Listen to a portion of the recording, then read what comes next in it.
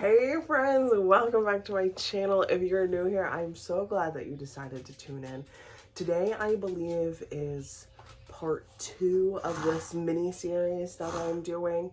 I am going to be sharing all of my family favorites in a playlist. So instead of sharing the same recipes on repeat, I can just say, we're having chili tonight, and I will link it below. So that's what we're making today. We're having chili tonight. So I'm going to walk you through how I make chili with my little helper. My son's hanging out with us. Let's see. Can we find him? Oh, there he is. Hi, buddy. Yeah. So let's dive into this. We are making our family favorite chili. So these items we pretty much always have on standby because we make chili so often. So let's dive into this. We need 1 can of corn, 1 can of tomatoes. I don't care if that's puree, diced tomatoes, stewed tomatoes, tomatoes. You could even use Rotel if that's what you had, but 1 like 15-ounce can of tomato product. 2 cans of black beans, a can of red beans, and a can of white beans. I do 2 bell peppers in there, 1 good size onion, it's like the palm of my hand, a whole big scoop, it's probably like close to 1/4 cup of garlic. And then our seasonings, we do salt, pepper, paprika, Italian seasoning, chili lime. This is onion and garlic powder in here, and I just didn't grab it. I'm going to also put regular chili powder in there as well. So let's start chopping.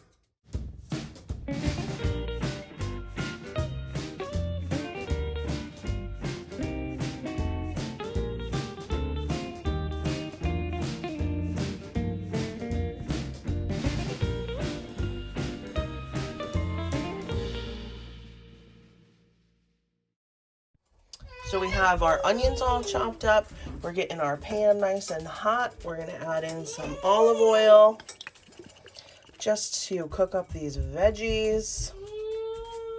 I'm going to slide these on in. It is cold right now. I should have had it heating while I was chopping these up, but I didn't think of it.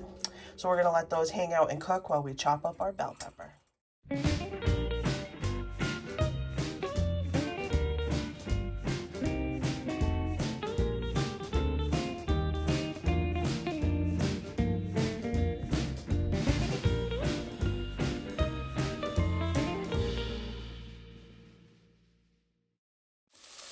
Alright, our onions had another minute in the hot pot. Here come our bell peppers.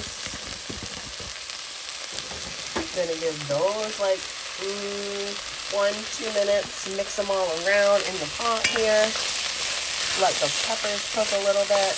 We'll throw in our garlic. Even just this, onions, peppers, oil. That's it. That's all that's in here right now. Smells good.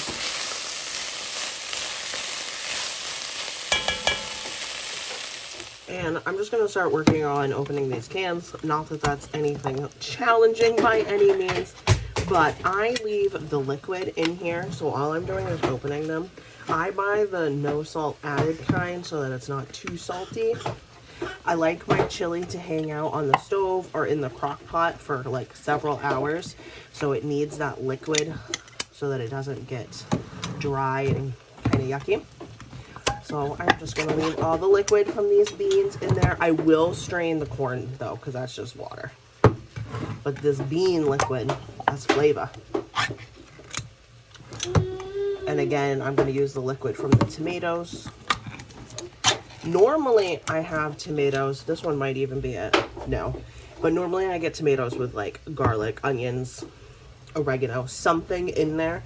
So it's a little bit more flavorful, but I must have just accidentally grabbed this can. Right, the peppers and onions have cooked enough. I'm going to throw in some garlic, some more garlic, never enough garlic.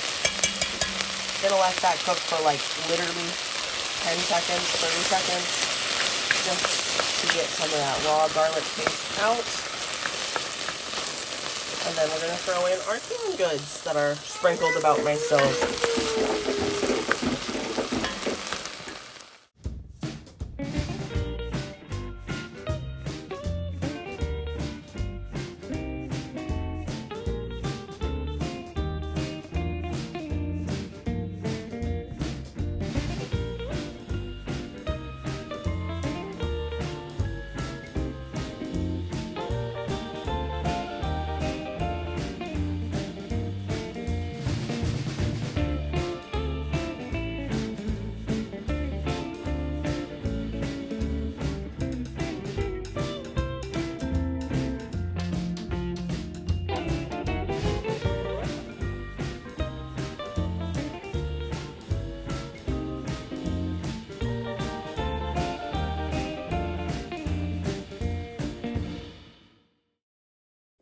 All right, you just saw I just added everything in. I turned this pot way down low, super low, basically as low as it can go. And it's gonna hang out on the stove for a long time, as long as I can wait.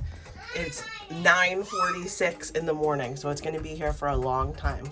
But I'm gonna add my seasonings in now. I'm gonna add about a teaspoon of everything that I had showed you previously, and then I'll taste later and see if it needs anything else.